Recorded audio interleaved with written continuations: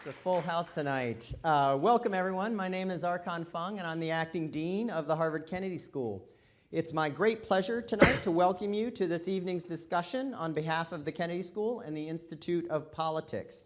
Thanks to Topwa Agabalungun and the Black Men's Forum for putting this event together. We're happy tonight to be partnering with the Black Men's Forum as well as the Harvard Black Students Association and the Association of Harvard Black Women to co-host this event.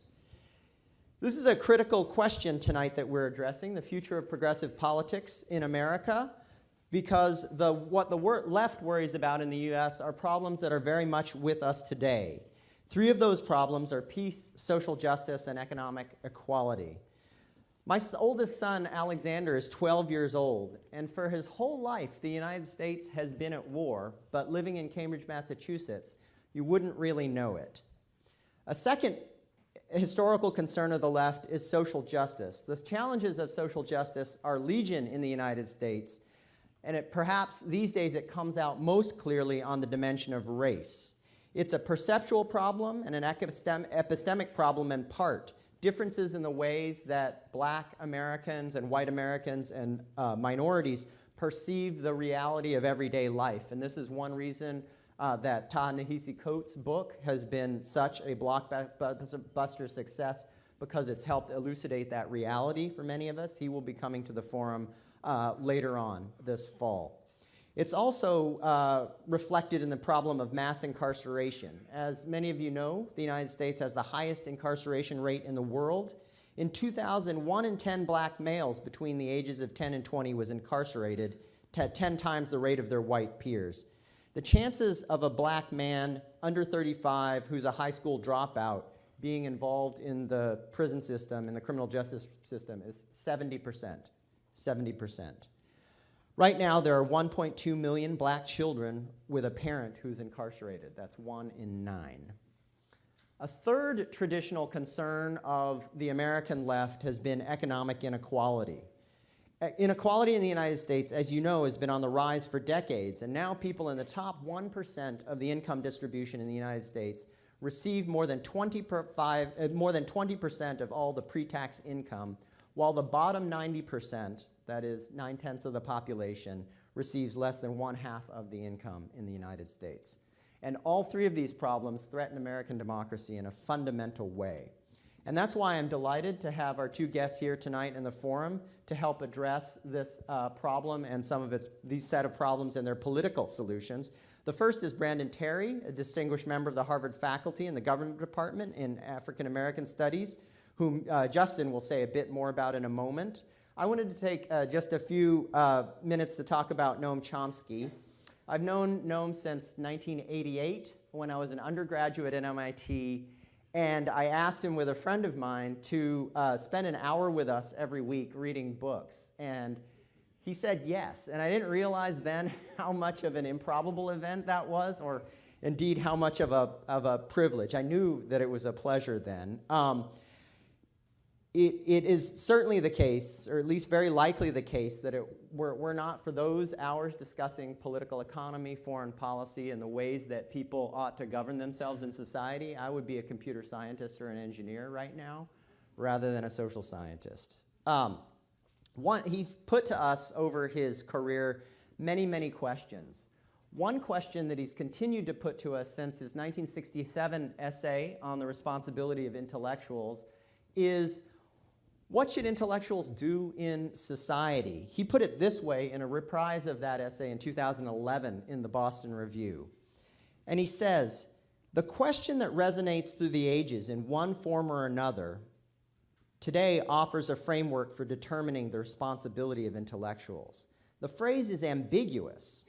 Pay attention to this part. First, does it refer to intellectuals' moral responsibilities as a decent human beings in a position to use their privilege and status to advance the causes of freedom, justice, mercy, and peace, and other such concerns? That's one possibility. The second possibility is, does it refer to the role they are expected to play in serving, not derogating, leadership and established institutions? So intellectuals can call out power, or they can serve established institutions of power on the other hand. Those are the two possibilities that Noam puts out. Now, these two possibilities put the Harvard Kennedy School in a peculiar position. Many of us as staff, faculty, students, and alumni seek to be intellectually honest and critical even as we try to harness the forces of political, social, and economic power to address fundamental concerns such as peace, social justice, and economic equality.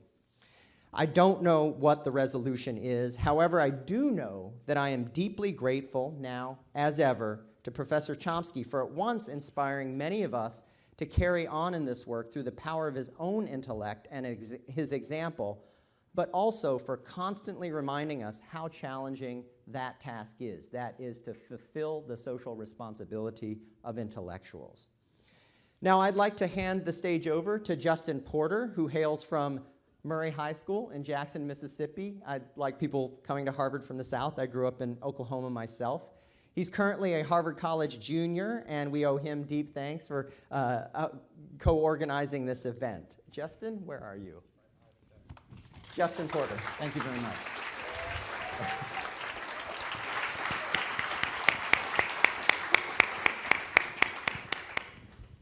This is a dream come true. Good evening, everyone. My name is Justin Porter, and I am the Political Action Director of the Harvard Black Men's Forum. Our organization places a premium on thinking critically and rigorously about the future of progressivism. And part of this is a matter of identity, recognizing the different ways that various groups are marginalized and working to reduce these disparities both in policy and in everyday interactions. We hope that this is only one of many future collaborations we will be having with the ILP this year. And with that being said, on behalf of our entire board, I want to introduce our incredible moderator, Professor Brandon Terry. Brandon Terry is Assistant Professor of African and African American Studies and Social Studies at Harvard University. His current research project sits at the intersection of political theory, history, and African American studies. Our esteemed guest, Noam Chomsky, no introduction needed, but is Professor Emeritus of Linguistics at Massachusetts Institute of Technology, where he has taught all of his career. He is credited with the creation of the theory of generative grammar, considered to be one of the most significant contributions to the field of theoretical linguistics in the entire 20th century. Professor Chomsky is also known as a radical political activist who has been one of the most active and most famous American intellectuals of the left since the 60s. He is internationally renowned for his vast writings, presentations, and other broadly published work criticizing imperialism, United States foreign policy, as well as the role of media in Western democratic societies. We are enormously thankful to have him here sharing words with us this evening. And with that, I want to hand it off to Professor Terry. Thank you, sir.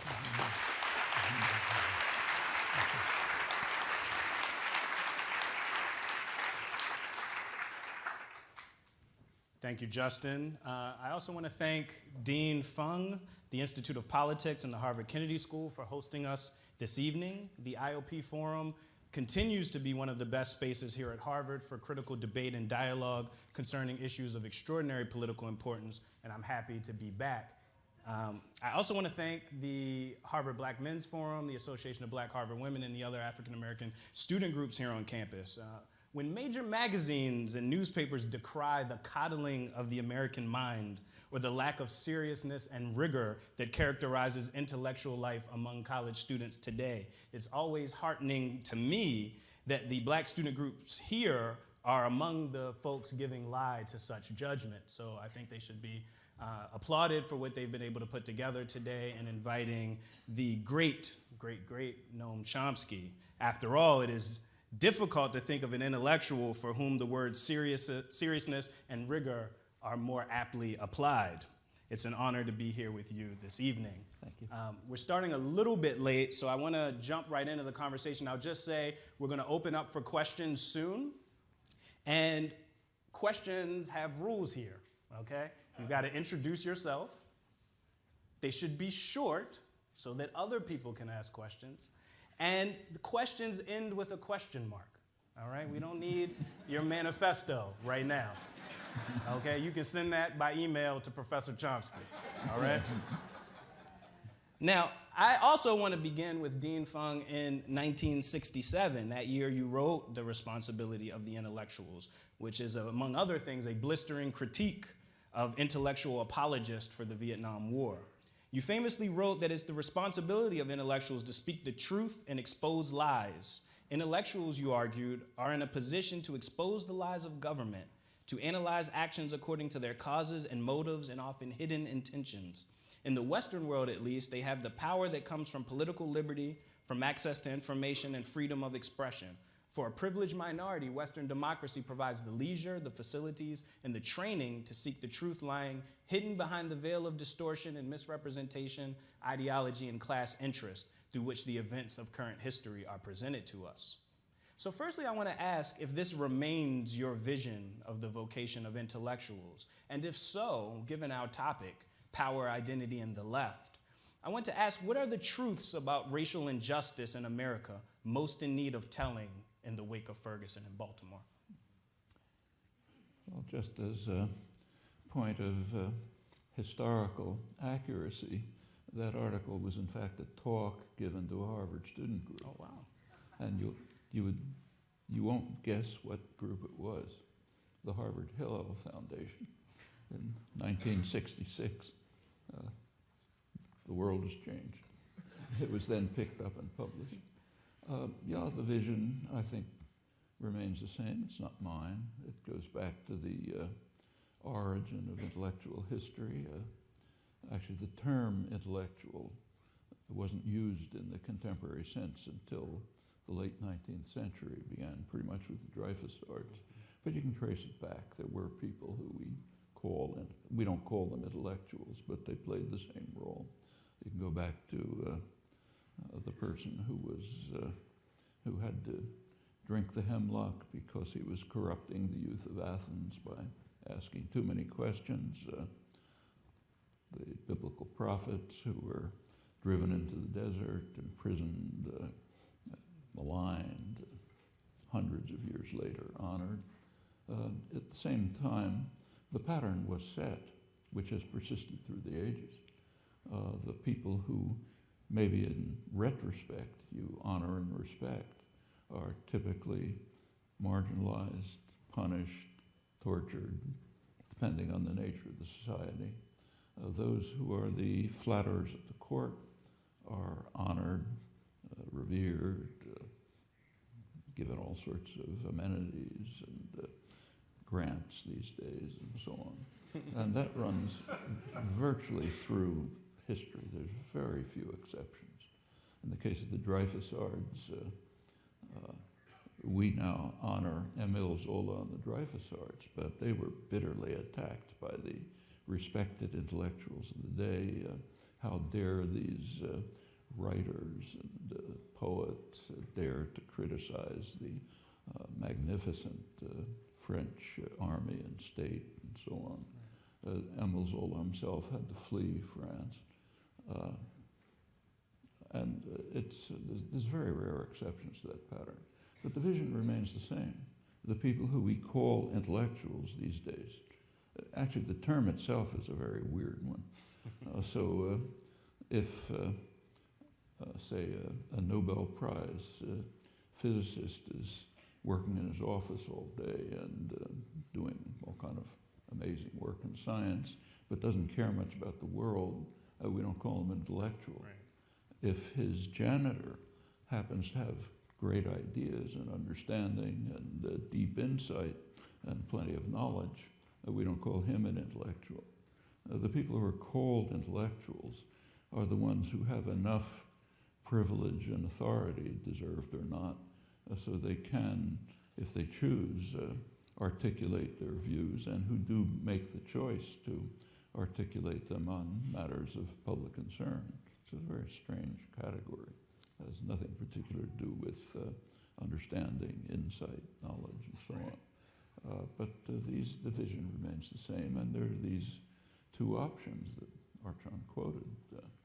You can use your privilege, your training, the freedom that you enjoy for the purpose of improving the world, dealing with problems of suffering people, of injustice, and of war, and so on.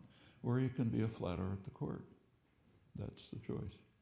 And the overwhelming majority typically choose the latter, all through history.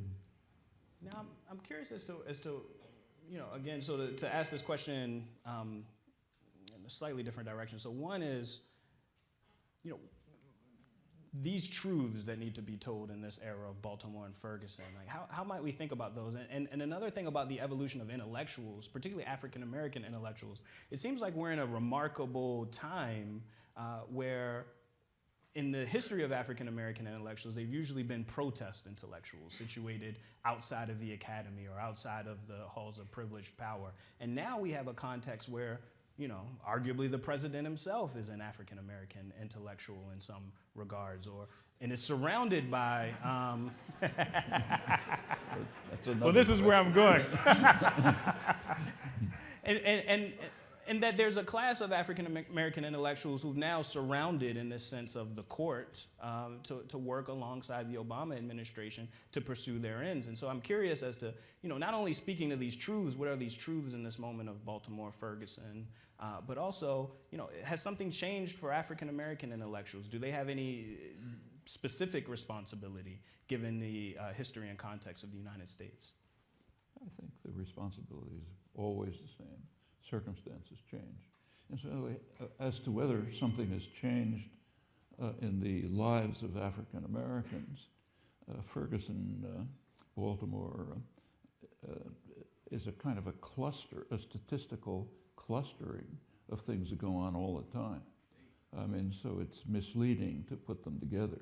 This is just constant. I mean, if you take some constant phenomenon, you're going to find little bumps here and there where things cluster, and it happens to be a cluster, but there's nothing new. And in fact, it goes back 400 years. The first slaves came here in about 1620, roughly. It's 400 years. Very little has changed since, fundamentally. Of course, the nature of the oppression has changed dramatically. So, in fact, with all the research that's been done on slavery, it's really only in the last couple of years a new scholarship has brought out understanding and materials both about the character of the slave labor camps, which were incomparably worse than even had been assumed or anything else in history, and also, strikingly, their huge contribution to the modern economic development in the United States, in England, and much of Europe. It's by now becoming clear, it was kind of somewhat understood, but much more is becoming understood of the enormous contribution this made to every aspect of the economy for well over a century. The early Industrial Revolution was based on cotton. That's been known for a long time. But that includes manufacturing. Biggest manufacturing industries, say in Lowell, were textile manufacture, a lot of secondary effects from that. Commerce was heavily based on textiles, cotton production, and so on. The financial institutions developed, first Britain, Barclays Bank and so on, then here in dealing with the textile industries. In England, was the same thing. They were living off of slave labor camps in the United States for a long time. And these camps were just unbelievable. The new research that's coming out is pretty shocking. So for example, it turns out, this was not known until a couple of years ago, that the productivity in the slave labor camps rose very rapidly, even more rapidly than in industry, with no technology, except for the bullwhip and the pistol, just driving people harder and harder, making their lives more and more miserable and impossible. And of course, as you all know, that didn't end with the Civil War. There were a few years of formal freedom when a lot of interesting things happened. Then came the North-South Compact, which simply reinstituted slavery in another form, much like today, criminalizing black life. So especially the black male population, straight back to jail for vagrancy or whatever it might be. And pretty soon you had a perfect slave labor force. The manufacturers and the mine owners didn't even have to sustain their working class. Like a plantation owner had to make sure that the slaves ate. But when they're in prison, you don't have to bother with that. The public's doing it. And a good deal of the American Industrial Revolution in the late 19th, early 20th century was based on slave labor in prisons. And we're familiar with the chain gangs because, it's kind of an image, but the same was true of U.S. Steel, mining, whole huge system. Went up almost up to the Second World War when there was a need for what's called free labor. Actually, I remember as a child, my parents had jobs. They were the only ones in the family. They were teachers, so we had small income. But every family who had an income had a maid, and the maid was a black maid until 1939 when they went into the manufacturing. So, my mother had to learn how to cook. That sort of thing. This is one of the things that we've talked about. And it comes right up to the present. Nothing's changed. This is one of the things we've talked a lot about in my course on African American political thought. These notions of domination, slavery as a form of domination, and the different practices that are constitutive of that domination, and how they have an afterlife from slavery and are reconstituted in so-called free labor and other relations. And some of this great work on slavery and capitalism is being done right here by folks like Sven Beckert and Walter Johnson, yeah. right? So I guess there's this idea of nothing changing, right? The forms of oppression reconstitute themselves into different iterations of white supremacy, and just as they reconstitute themselves, so do the forms of resistance. And one of the things that's most grabbed the imagination of the public today is the Black Lives Matter movement. And while it's been met with enthusiasm in some corners, there's even some concern among fellow travelers on the left that the Black Lives Matter movement is evolving in problematic directions. And I was sort of curious as to how you might respond to critics who say that, they shouldn't take up tactics like interrupting a presumed sympathizer like Bernie Sanders, or that they focus too narrowly on police brutality instead of a broader social justice agenda, or that emphasizing race, right, this debate about whether Black lives matter or all lives matter should be the rhetorical gesture, is ultimately divisive. So these all speak to a worry that progressive politics is now unmoored from a kind of leftist foundation, and it lacks any clear unifying basis. And so I was wondering, given your history and your experience with these enduring debates about race and the left, all the way back to the New Left and Black Power era, how would you respond to these kinds of criticisms about Black Lives Matter? What's your thought about the movement?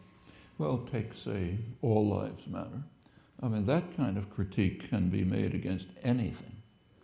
Suppose you're opposed to the Iraq War, or, the minimum wage, or pick whatever you like. It always generalizes to everything. Why not? Why this, not everything else? And there is something quite unique about Black history. I mean, it's not totally unique. There's another thing that we don't see very much. But the country was founded, remember, on two major crimes, huge crimes. The first is it's a settler colonial society. That's a particularly ugly and destructive form of imperialism. It means you don't just rule over the native people, you eliminate them. So they're still around, often corners here and there. But we may not see them every day walking around the streets, but their situation is pretty much like blacks. And that's the second major crime, of course. The two huge crimes of expulsion and extermination, and slavery, which essentially created the economy, they have reverberations right to the present. And that affects the tactics that are used in both groups and gives them a reason to focus on what is a unique form of repression. You can say the same about, say, Jews under Nazi Germany had a good reason to focus on Jewish issues. And with regard to particular tactics, I don't know, you can debate. I think take, say, interrupting Bernie Sanders. I personally didn't like it, but it had a point. And in fact, it ended not badly. It ended with a discussion, debate, interchange, and some reconciliation. So, turned out not to be too bad. I would say, I'm very reluctant to criticize tactics because my own tactical judgment is pretty bad. I'm usually wrong. Things that I thought shouldn't have been done turned out very well. So take, say, Occupy. If anybody had asked me, would it make sense to sit in Zuccotti Park for a couple of weeks, I would have said, you're out of your mind. But it turned out very well. And same is true many times. So tactical judgments are not trivial. They're important. You have to consider what the likely consequences are, but it's a subtle judgment, and I don't have much to say about it. In this particular case, I didn't think it turned out badly. It's interesting because, I did want to talk about Bernie Sanders, so it would be good to go to that. There's this question that constantly comes up about, race and the left, right? And that Sanders seemed particularly vulnerable to the criticism insofar as he identified as a democratic socialist, and he had this political platform, this philosophy, this rhetoric that focused almost exclusively on the question of wealth inequality, income inequality, and the kinds of power and leverage that the billionaire class and other elites have on disrupting the functioning of democratic government or the kinds of political participation available to the citizenry. And what's remarkable is that, in his mind, and he's correct on this, that any of the implications of his programs would be, remarkably beneficial if you accept certain principles of the left for African Americans. But many people don't see it that way. They don't respond necessarily to those kinds of ways of framing the argument. They don't respond to that method of putting together a platform. And what was shocking to me is that it seemed that in a Democratic primary, even an insurgent campaign looking to wield power over the eventual nominee, that the Sanders campaign hadn't really thought about how to recruit people of color to their campaign until very late. And I was curious as to why you thought that would be the case. How could he miss something that seemed so glaringly obvious to a scholar like me? Actually, I met Bernie Sanders about 30 years ago and spent some time with him, and I respect him. I think he's doing very good things, but just take a look at his career. He was a mayor of in Burlington, Vermont, a representative in Vermont. How much contact did he have with the problems of black people? In fact, I think there are other policies of his that, I like him, and I think he's having a very positive effect, but if you run through the policies, there's other policies I don't like for example, his gun policies, which also reflect Vermont. A lot of the foreign policy issues I don't agree with him about. But I think he's making a very positive contribution. He's doing something courageous, important. He's lit a spark. It's important effect. And I think the pressure from the black community, including disruption of the speeches, did shift his campaign. It brought up issues that, yes, they would have continued to ignore. And you could debate whether this is the best tactic or, could discuss it. But as I said before, I think the general impact was positive. Now, some people are trying to connect the surprising success of his campaign so far. He's outpolling Hillary Clinton in Iowa and Vermont, and he's polling nationally much higher than almost anyone expected, certainly much higher than Martin O'Malley expected. Sorry, I got to dig. I'm from Baltimore. But some people are describing the kinds of energies that are going into the Sanders campaign as part of a global phenomenon, right? So that we have Jeremy Corbyn in the UK, another self-described socialist who's now the head of the Labour Party in Britain, and in Greece, which has been burdened so traumatically by austerity policy. We have Alexis Tsipras of the left-wing Syriza party, who's been elected prime minister. And I was curious as to what you thought was if something is shared behind these candidacies, if something more universal is driving the kind of enthusiasm for the left in this moment. Not just this moment. Yeah, there's something very common. It's called neoliberalism. This is a general assault on the world's population that takes different forms in different places, but is based on the same kinds of conceptions. And people have suffered everywhere. Every place that the neoliberal principles have been applied, it's been harmful to the general populations. In the United States, which is not harmed as much as others, rich, powerful society, there's been basically stagnation or decline for about 30 years for a majority of the population. People are now arguing about the minimum wage, but if you take a look at the minimum wage, I presume you know this, through the huge growth period, 50s and 60s, it tracked productivity. That started to break in the late 70s when the neoliberal assault began. If the minimum wage had continued to do so, it would now probably be about $20 an hour. So when people are talking about $15 an hour, they're saying, let's keep it low. And that holds for everything. Real male wages are now roughly what they were in the late 60s. The figures just came out a couple days ago about median household incomes. They're now lower than they were 7 or 8 years ago. And it's been pretty flat ever since the Reagan-Thatcher neoliberal assault. And the same is true. It's taking a different form in Europe, a worse form in many ways. Greece, Spain, England have been targeted by very reactionary economic policies, even worse than here. The idea of austerity during recession, even the IMF thinks it's ridiculous. And from an economic point of view, yes, sure, it's an absurdity, but that doesn't mean it's foolish. It's a very good instrument of class war. It's undermining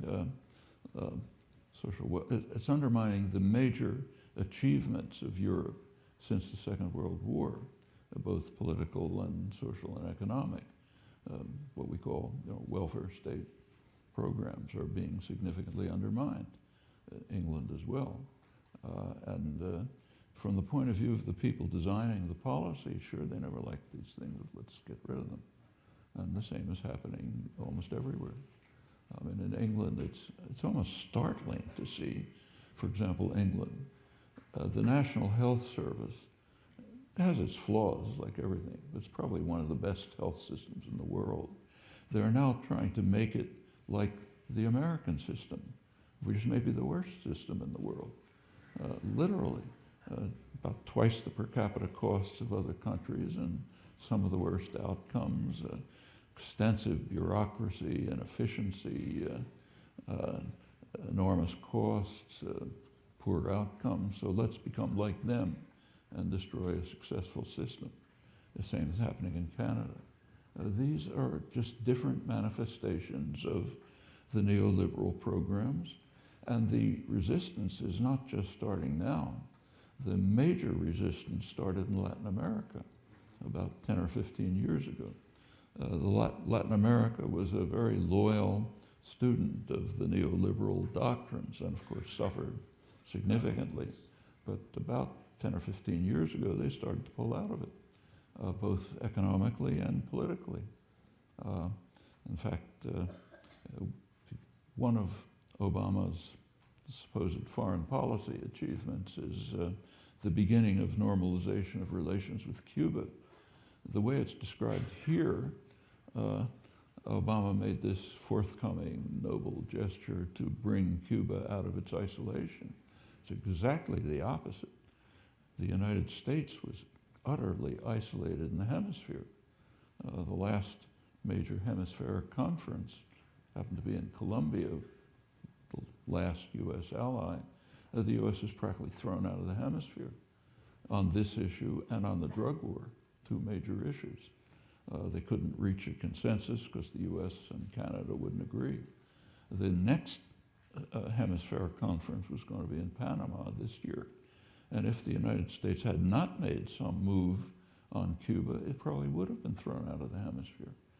For anyone who knows the history of the United States and the Western Hemisphere, that's utterly shocking. This was the backyard when you didn't worry about it. They do what you tell them. If they don't, you overthrow the government. It's totally reversed. And this began as a reaction to the neoliberal policies, which they have slowly begun to pull themselves out of. It's now spread to Southern Europe. There are other manifestations here. So you're right, there's something global. It takes different forms in different places, but it has commonalities as well. I think one of the things that's part and parcel of the neoliberal project, or at least the effect of the neoliberal project, the dislocations that have happened with people. We're seeing record numbers of people seeking asylum, migrants at border conflicts. And so before I open up for questions, I wanted to get your thoughts on not simply those problems, but a kind of, I heard you backstage dismiss the description of populism, so I'd be curious as to what exactly you call it, but the nativist and I think quite frankly racist in some respects response to migration that we're seeing drive a lot of right-wing politics in the West at the moment, that is also capturing the imagination of working class people in our country, of course, with Donald Trump and Ben Carson, who just said to a major media outlet that he thinks that there's no way anyone who practices Islam should ever be the president. And he just thought that that was an okay thing to say. So I'm curious as to how do you contextualize that nativist, right-wing, if not populist, I'd be curious as to how you describe it, response. Well, there are differences between the United States and Europe. You take a look at American history. It's a society of immigrants. The indigenous population was destroyed. Pretty advanced civilizations destroyed, eliminated, people exterminated. You had to fill the continent with people, so you had immigrants. But the racism goes right back to the beginning. Take, say, Benjamin Franklin, one of the most enlightened figures in the world at the time, a leader of the Enlightenment. He had views on immigration. He thought that Germans and Swedes should be excluded because they're too swarthy, literally, Germans and Swedes. There's a myth of Anglo-Saxonism that goes right through American history, right into the 20th century. People are coming from all over the place, but when they work their way into the society, they become Anglo-Saxons. Thomas Jefferson, when he founded the University of Virginia, that was to keep Southern gentlemen from being distorted by Harvard, But it was a law school, and they had to study Anglo-Saxon law because that's our roots, we're Anglo-Saxons. And as it goes through, take, say, the Irish. When the Irish came to Boston, they were treated pretty much like blacks. You could see restaurants saying, no dogs in Irish and that sort of thing.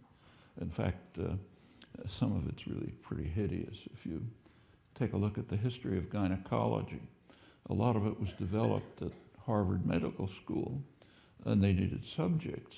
So who are the subjects? Well, people who can be subjects, like black women and Irish women. You can try out the techniques. sooner or later, the Irish worked themselves into the society. They became, the policemen, the bureaucrats, the president, and so on and so forth. And then they become Anglo-Saxons, and you want to keep out the others. The United States needed immigrants right through the 19th century. And apart from Oriental exclusion, which was blocked, it was open until 1924. And at that point, the first major immigration law was aimed at Italians and Jews. And with that, you get nativism. We don't want any more. We have what we got. We don't want any more. Nobody else should have it. And if you take a look at and it's not that the immigrants want to come here. They would like to stay in their own countries. In fact, if you take the Middle East, the massive of refugees are staying right there. There are countries that are absorbing huge numbers of refugees. In Lebanon, small country, probably a quarter of the population are refugees. Iran has absorbed refugees. Jordan's absorbing them. Syria was absorbing them until it started to self-destruct. There are countries that absorb refugees. There are countries that generate refugees, like us. People are fleeing from Iraq. The Iraq War created maybe 2 million refugees, and they're still fleeing from Afghanistan. So there are countries that absorb them. There are countries that generate them. There are countries that generate them and refuse to absorb them, like us, for example. And it's, now we're magnanimously taking in, 5,000 Syrians or something. But a lot of these are the result of kind of a sledgehammer hitting the region in the Iraq War, which incited sectarian conflicts that are now tearing the whole region apart. Or take, say, south of the border. If you've looked at the statistics when there was a so-called refugee crisis, immigration crisis a year ago or so, the largest number were coming from Honduras. Why Honduras? It's a poor country, but it was also hit by a sledgehammer. The government was overthrown, the democratic government, by a military coup. About the only country who supported it was the United States, indirectly, but supported it. And it turned into a monstrosity, and people are fleeing. As soon as first we create the situation in which they can't survive in their own country, then when they flee, we put them into I don't know, it's pretty awful by the border. If they make it through the border and they don't get killed, they're stuck into trucks and sent back as if it was a concentration camp and dumped across the border to somehow take care of themselves if they can. And now we going to build a wall and so on. But then you can understand for people who are being under duress, and working people in the United States have had a pretty rotten time for 30 years or more, a generation. It's easy to try to find a reason that isn't the true reason, but that's kind of on the surface. It seems to make intuitive sense. They're taking our jobs. In fact, they're not. They're taking jobs that nobody wants to take, and they increase the economic level of the places where they are. But that's subtle. What you see is they're working and I'm not. Okay, must be their fault. And it's pretty easy for political figures, races, demagogues, the Trump types, to turn this into something that looks plausible. In Europe, it's even worse. I've always felt, all my life, in fact, that Europe is probably more racist than the United States. It doesn't show up as much in Europe because the societies tended to be homogeneous. So when everybody's blonde and blue-eyed, you can say, oh, we're not racist, we love everybody.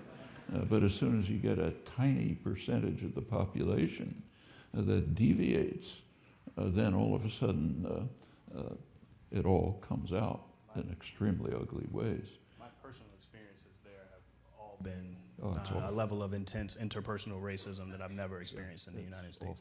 I do want to make sure we get a chance for questions. If everyone could line up at microphones, I know there are many, many questions. Remember, introduce yourself.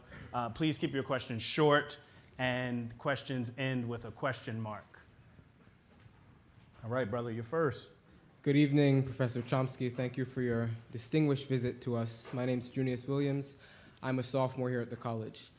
You very compellingly and vividly recount the history of slavery and the legacies that it has on the African American community in the United States. Would you then support a system of reparations, financial or otherwise, paid to the African American community, and why or why not? Thank you. Would I? Very much so. Not just African Americans. Those who are, we ourselves didn't own slaves, but we are rich and privileged because of the torture of blacks for centuries. And yes, we owe them reparations. Same with the remnants of the Native Americans. Same with countries that we've destroyed. What about Iraq? I mean, we've devastated Iraq.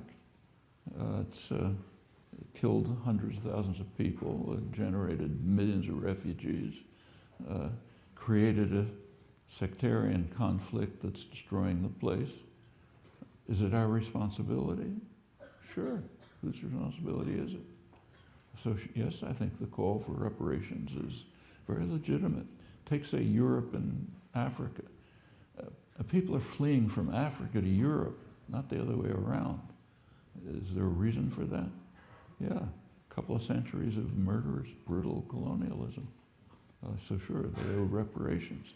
Not just take in the refugees, but do something about it. In fact, create conditions in their own societies in which there won't be refugees. That's the real answer to the so-called refugee problem, but it requires those who have been wielding the whip to say, okay, we benefited from it, it's our responsibility, we'll do something about it. Sister right here. Oh, okay, there we go. Hi, I'm Solange. I'm a sophomore at the college as well. So my question kind of centers around this recent increase in more online progressivism, a lot of hashtag movements and social media campaigns, and I just wanted to know how you think this ties into intellectualism and progressivism, and if it contributes or takes away from the conversation. Yeah, I'm sorry. Could you repeat? Yeah, so the question was, there's been a transformation in social media technologies, online technologies that have changed a lot of progressive activism and intellectual life. And do you think that these changes enable more profound conversation or in some ways limit it? Is that The social Yep. media phenomenon. Yeah. social media, Twitter, those kind of digital publics? I think like most technology, it's kind of neutral, depends how you use it. So it can, social media are in fact used for organizing activities. That's good. On the other hand, I don't know about you, but when I walk around campus and see everybody holding an iPhone and having a superficial conversation with somebody in India or whatever it is, I don't think it's a good thing. I think it's a very atomized society. That's one of its real problems. And in fact, the neoliberalism tends to create atomization. In fact, that's part of the basic ideology. You're in it for yourself. Other people can fend for themselves, but I'm for me. That's so-called market ideology. And the social media have a tendency to magnify that. They don't have to, but they do, I think. So it's, as I say, like most technology, you can use it in a constructive, effective way, or it can be used to diminish the character of life. It's your choice. And you can tweet it with the hashtag Chomsky night at the Kennedy School. Right up here, a sister right here. Hi, my name is Nancy, and I'm a junior joint concentrating in history and Jewish studies. There's a term amongst the very small milieu of very liberal Jews called PEP, which is progressive except for Palestine. This refers to a special relationship that we have to admit exists between America and Israel that we can trace at least, but probably farther, at least back to 1967, at which point the American Jewish community played a huge role in the civil rights movement, but then began to have some tensions and disagreements when the Black American community and the Jewish American community disagreed over the Six-Day War in '67. And we can kind of follow that up to today when we have figures like Sheldon Adelson, who will determine our Republican candidate in the primary, also donating $40 million to endeavors such as Birthright, ironically Okay, we got to called. get to And the so question too, is, though. Sorry, my question is, will progress in the progressive American community require a reckoning with an Israel that is becoming more right-wing, or is that an issue that we can somehow excise from the issue of domestic progressive politics? Did you? So Sorry. So the question part was, how should progressivism deal with an increasingly right-wing Israel? Is this an issue that will inevitably cause challenges for the solidarities needed to forge an American progressivism, or is there some way for American progressives to kind of sidestep that question and achieve other aims? Well, I've been involved in this all my life, since the 1930s, so it's a big issue for me. But what has happened, if you take a look at what's happening with Israel and Israel in the world, it's pretty dramatic. If you go back, say, 40 years, Israel was one of the most admired countries in the world. Today, it's one of the most disliked, feared, hated countries in the world. And what's happened? What's happened was perfectly predictable. I don't say that in retrospect. I was writing about it in the early 70s. Completely predictable. Israel, after the '67 war, which you mentioned, was in a position where it could take several choices. And the choices were stark and clear. In 1971, Egypt, the major country in the region, the only military force outside of Israel, Egypt offered Israel a full peace treaty. Full peace treaty, no problems, with one condition: withdraw from Egyptian territory. Actually, they said Palestinian territory, but they meant Arab territory, but they meant Egyptian territory, the Sinai. That was considered by the Israeli cabinet. They rejected it. They wanted to expand into the Sinai. And ever since then, Israel has been facing a choice between expansion or security, and it selected expansion. That's happening right to the moment. And we're responsible in large measure for that. It's largely because of the unique, unilateral U.S. rejectionism that this continues. The U.S. is standing virtually alone, and has for years, in preventing a diplomatic settlement. It's happening right almost to the present. A lot of it is vetoes of Security Council resolutions. It's not all. The most recent one was by President Obama, who went so far as to veto a resolution calling for official U.S. policy. Official U.S. policy is there should be no settlement expansion. Actually, that's a pretty small issue. The issue is the settlements, not their expansion. But the official policy is they shouldn't expand. That was the UN resolution. Obama vetoed it. In fact, there was a much more significant case just a couple of weeks ago, a couple of months ago. Every 5 years, there's a review, a conference of the Non-Proliferation Treaty. That's the most important arms treaty in the world. If that breaks down, we can kiss each other goodbye. It's putting some brake, not enough of a brake, but some brake on the development of means of destruction which will obliterate us very quickly. The Non-Proliferation Treaty is actually conditioned on an agreement 20 years ago that there be steps towards establishing a nuclear weapons-free zone in the Middle East. It was because of formal acceptance of that condition that the Non-Proliferation Treaty was able to be extended. Comes up every 5 years at the review conference. The U.S. blocks it. Obama just did a couple of months ago, the last meeting. And of course, it's always the same reason, to protect Israel's nuclear weapons. So this U.S. rejectionism is not only maintaining severe instability in the region, and in my view is harming Israel severely, but it's also may break down the Non-Proliferation Treaty and open the way to a further expansion of this, curse that will destroy us.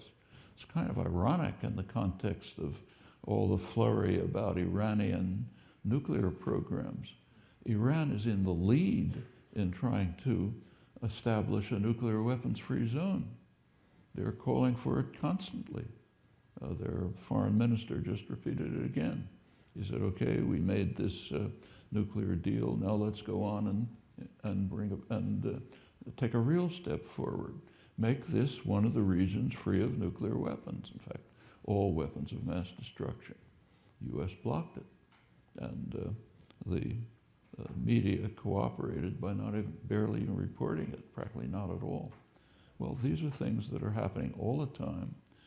We have a significant share of responsibility, all of us. We can influence policy. It'll go on like this unless we do. And for Israel, it's having exactly the consequences you described. It's becoming very right-wing, very racist, very oppressive, all predictable from the choice 40 years ago to choose expansion over security.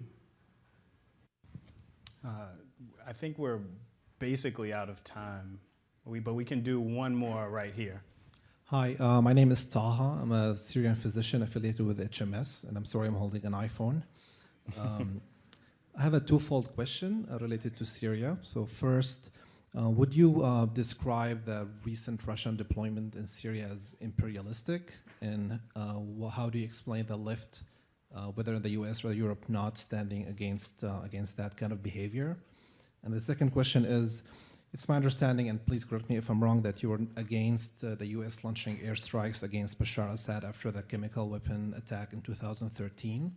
Do you think the West has a moral responsibility in any scenario to actually use force to stop mass-scale murder perpetrated by dictatorships anywhere in the world? Thank you. I don't hear very well. Yeah, but so there were two questions. One is, should we understand the Russian intervention in Syria as an act of imperialism? And the second is referencing critique you made of the U.S.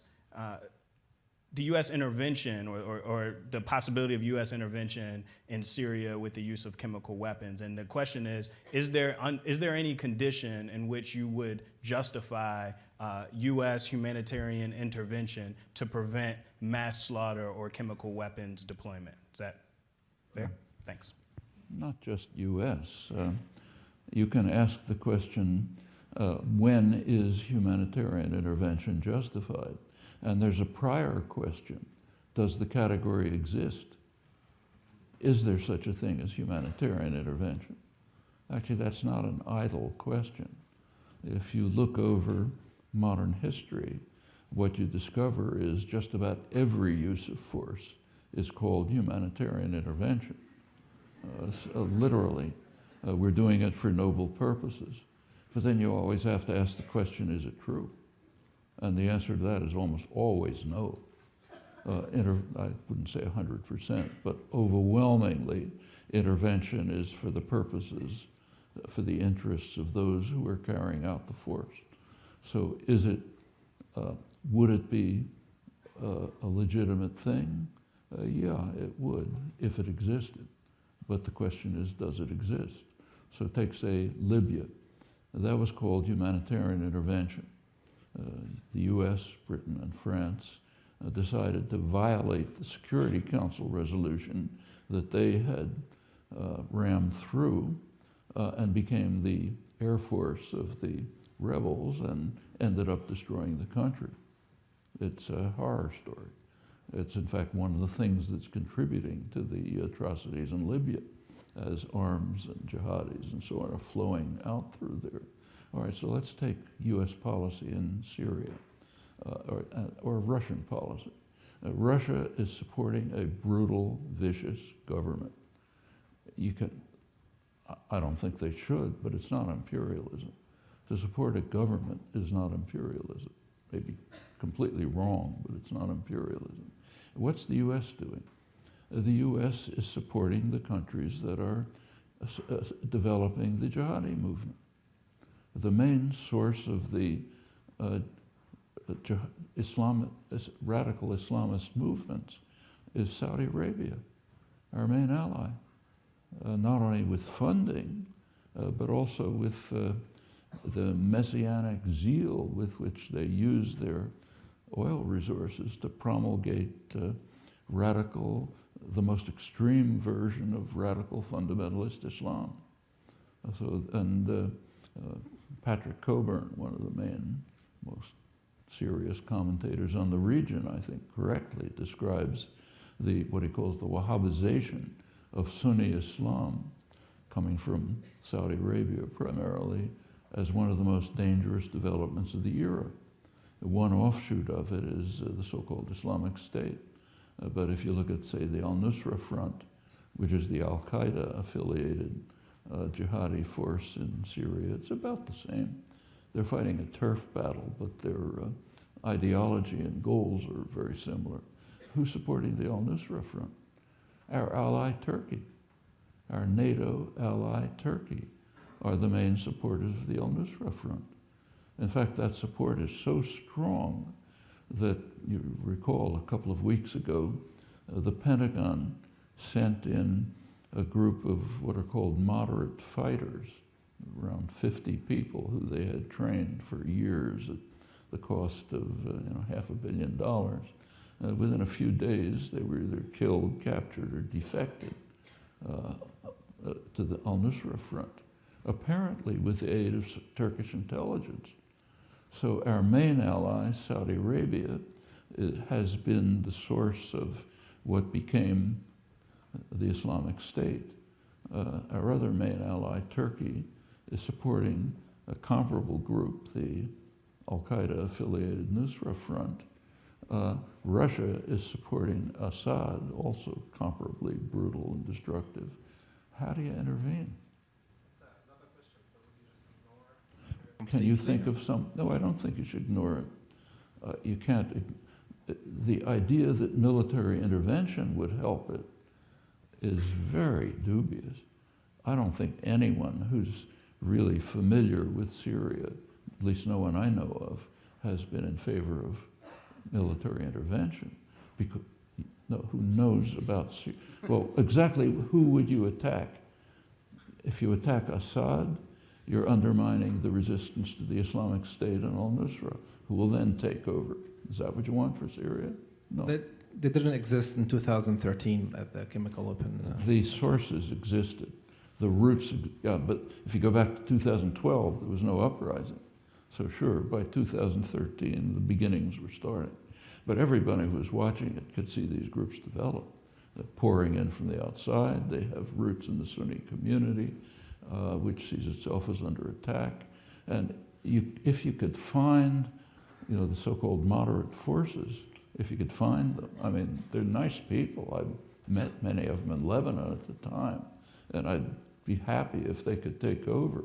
But it just doesn't look like a possibility. When a military conflict, when a forceful conflict develops, there's a dynamic that's almost universal. The most brutal elements move to the front. The ones who are really vicious, brutal, and murderous, they take over, everybody else put to the side. This happens over and over. As soon as the conflict in Syria was militarized, you could see it beginning. It would be nice if things worked out differently, but they don't. And you're now in a situation where you have a group of forces, all of whom are totally unpalatable, some of them being supported by the Russians, some of them being supported by the U.S. allies, main U.S. allies, and just what form military intervention could take in these circumstances is nobody, to my mind, has given a possible scenario that makes any sense. There is something that could be done, one thing, slim possibility, but it's the only hope. And that's the kind of settlement that, say, Lakhdar Brahimi was trying to negotiate, some kind of negotiated settlement.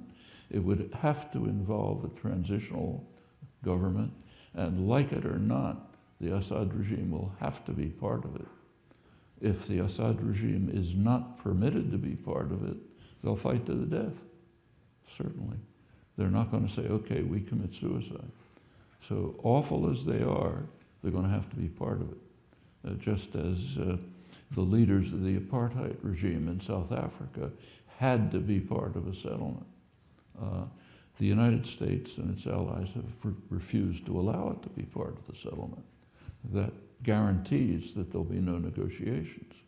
The Russian position has been they must be part of the settlement, and it may even that they must stay. Well, if that happens, there's not going to be a negotiated settlement. There was actually, you've probably read, if you read the European press, you'll know that a couple of days ago, maybe a week ago, there were the Finnish ambassador who was basically running the negotiations, had an interview in which he claimed that in 2012, the Russians had offered to have a negotiated settlement in which Assad would step down. Yeah, I think that was refuted. Well, that's what he said. That's reported by all the press in England, by the European press, has yet to be reported in the print press in the United States.